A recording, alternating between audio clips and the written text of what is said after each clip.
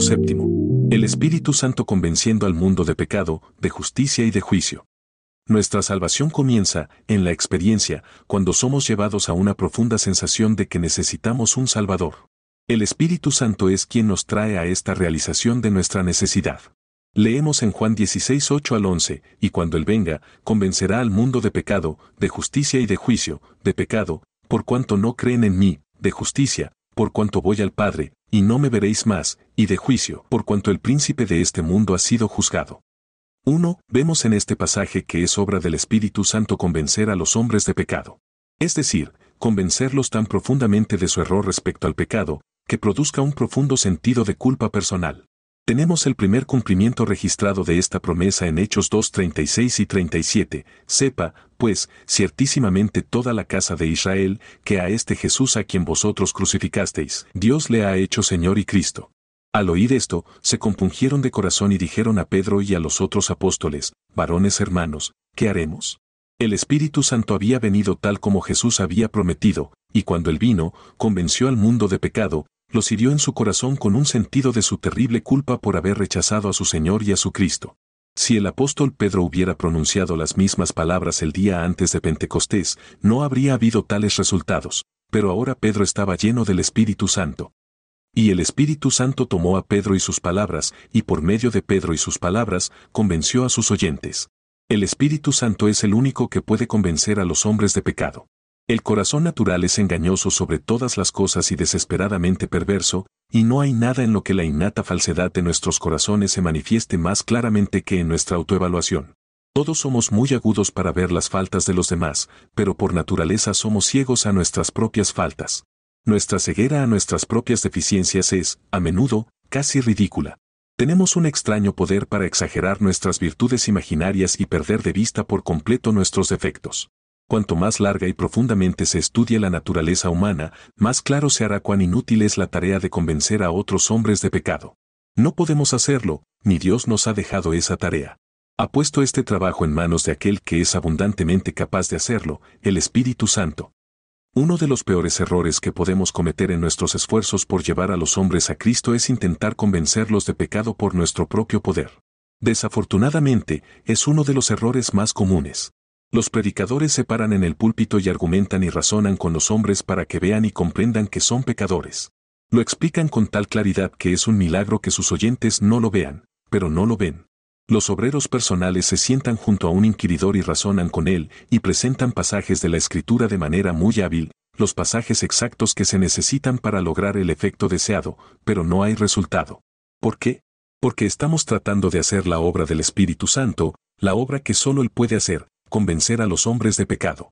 Si tan solo recordáramos nuestra total incapacidad para convencer a los hombres de pecado, y nos lanzáramos en completa impotencia sobre Él para que haga el trabajo, veríamos resultados. Al final de una reunión de consulta en nuestra iglesia en Chicago, uno de nuestros mejores obreros me trajo a un ingeniero del ferrocarril Panhandle con el comentario, desearía que hablaras con este hombre. He estado hablando con él durante 2 horas sin resultado. Me senté a su lado con mi Biblia abierta y en menos de 10 minutos ese hombre, bajo una profunda convicción de pecado, estaba de rodillas clamando a Dios por misericordia. El obrero que me lo había traído dijo, cuando el hombre se fue, eso es muy extraño. ¿Qué es extraño?, pregunté. Sabes, dijo el obrero, usé exactamente los mismos pasajes al tratar con ese hombre que tú, y aunque trabajé con él durante 2 horas sin resultado, en 10 minutos, con los mismos pasajes de la Escritura, él fue convencido de pecado y aceptó a Cristo. ¿Cuál fue la explicación? Simplemente esta: por una vez, ese obrero había olvidado algo que rara vez olvidaba, es decir, que el Espíritu Santo debe hacer el trabajo. Había estado tratando de convencer al hombre de pecado. Había usado los pasajes correctos, había razonado sabiamente, había expuesto un caso claro, pero no había recurrido al único que podía hacer la obra. Cuando me trajo al hombre y me dijo, he trabajado con él durante 2 horas sin resultado, pensé para mí, si este obrero experto ha tratado con él durante 2 horas sin resultado, ¿de qué sirve que yo lo trate? Y en un sentido de completa impotencia me lancé sobre el Espíritu Santo para que hiciera el trabajo, y él lo hizo.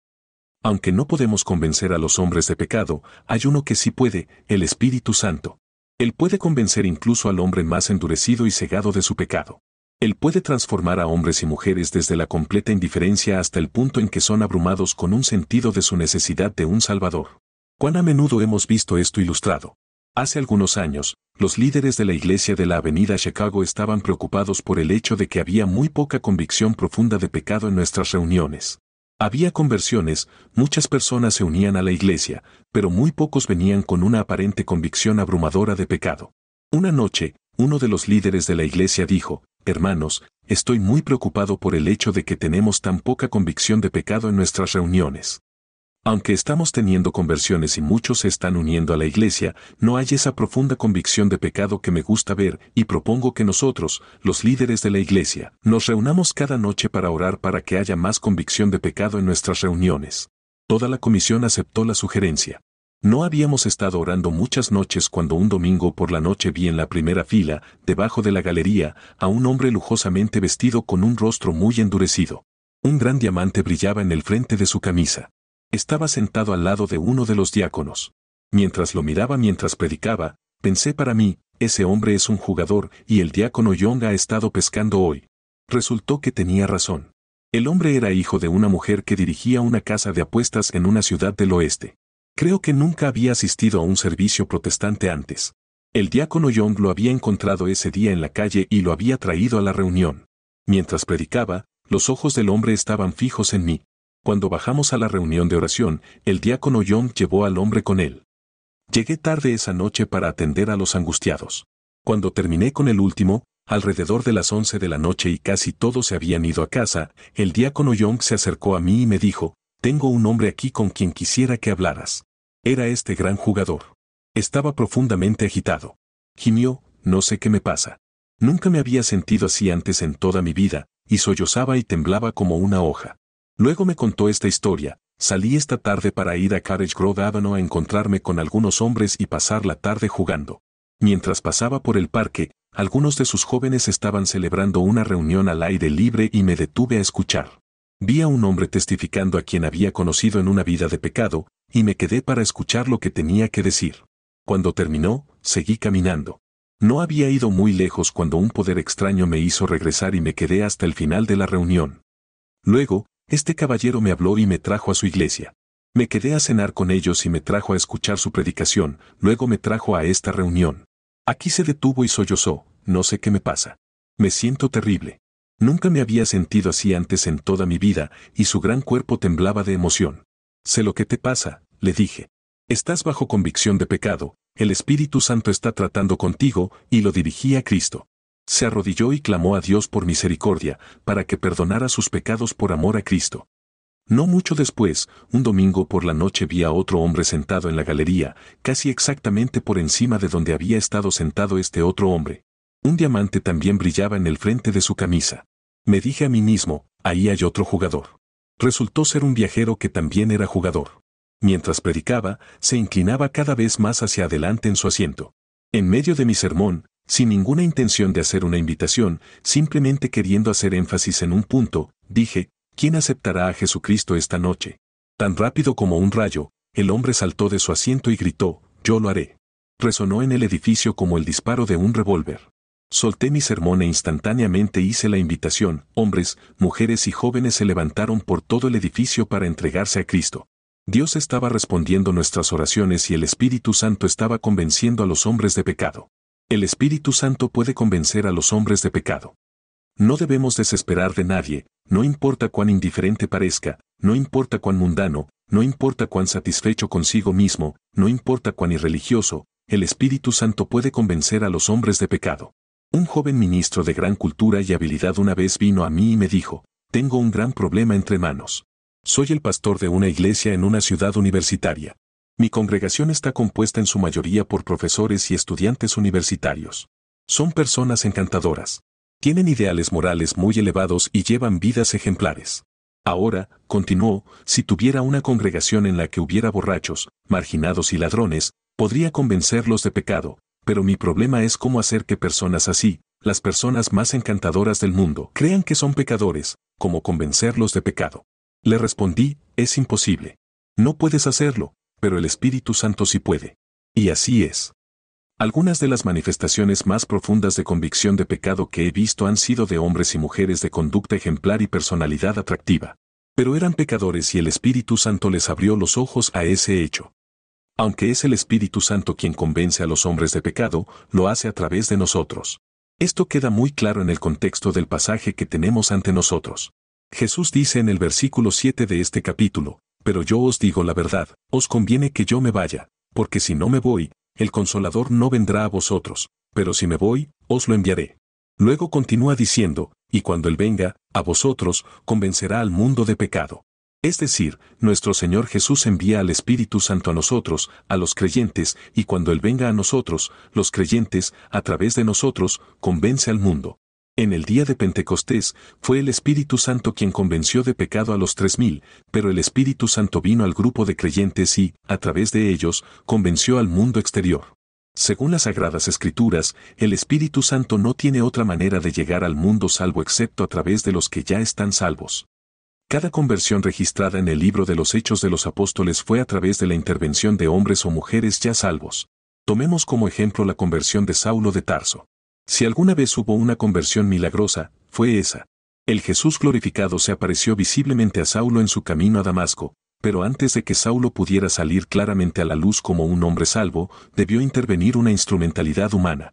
Saulo, postrado en el suelo, clamó al Cristo resucitado pidiendo saber qué debía hacer, y el Señor le dijo que fuera a Damasco y allí se le diría qué hacer.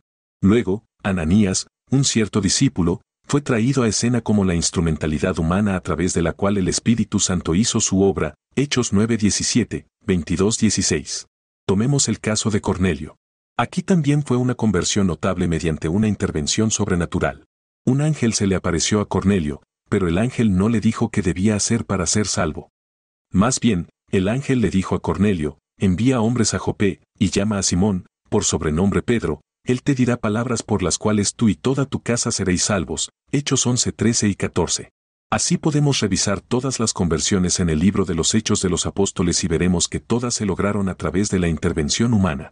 Qué solemne, qué abrumador es pensar que el Espíritu Santo no tiene otra manera de llegar a los no salvos con su poder salvador más que a través de nosotros, los que ya somos cristianos. Si comprendiéramos eso, ¿no seríamos más cuidadosos en ofrecer al Espíritu Santo un canal más libre y sin obstrucciones para su obra tan importante? El Espíritu Santo necesita labios humanos para hablar a través de ellos. Necesita los tuyos, y necesita vidas tan limpias y tan completamente entregadas a Él que pueda obrar a través de ellas. Observa de qué pecado convence el Espíritu Santo a los hombres, el pecado de no creer en Jesucristo. De pecado, porque no creen en mí, dice Jesús. No el pecado de robar, no el pecado de embriaguez, no el pecado de adulterio, no el pecado de asesinato, sino el pecado de no creer en Jesucristo.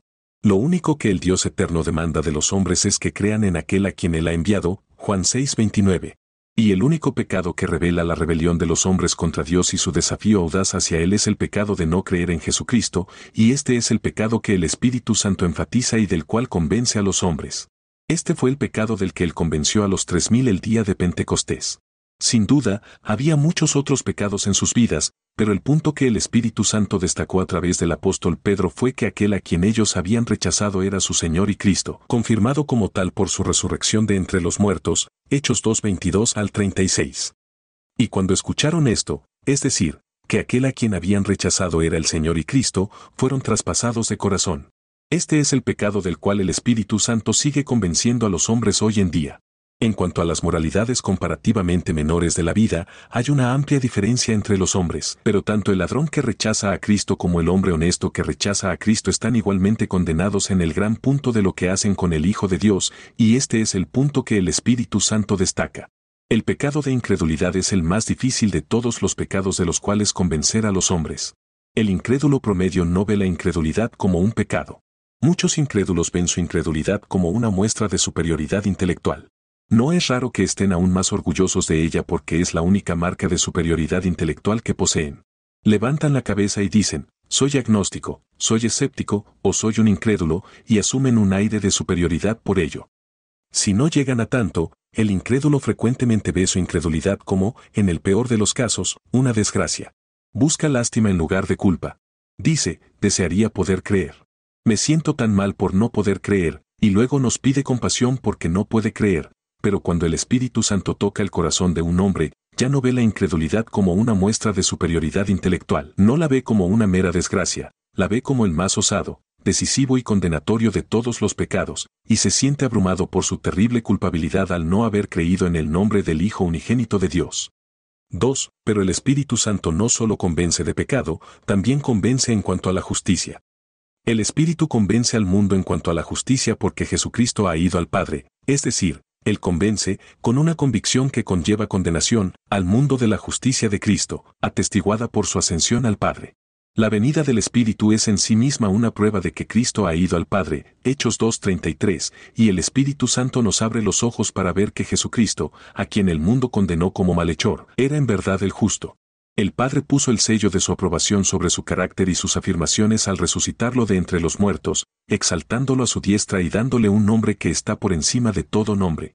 El mundo de hoy en día dice creer en la justicia de Cristo, pero no cree realmente en la justicia de Cristo, no tiene una concepción adecuada de la justicia de Cristo.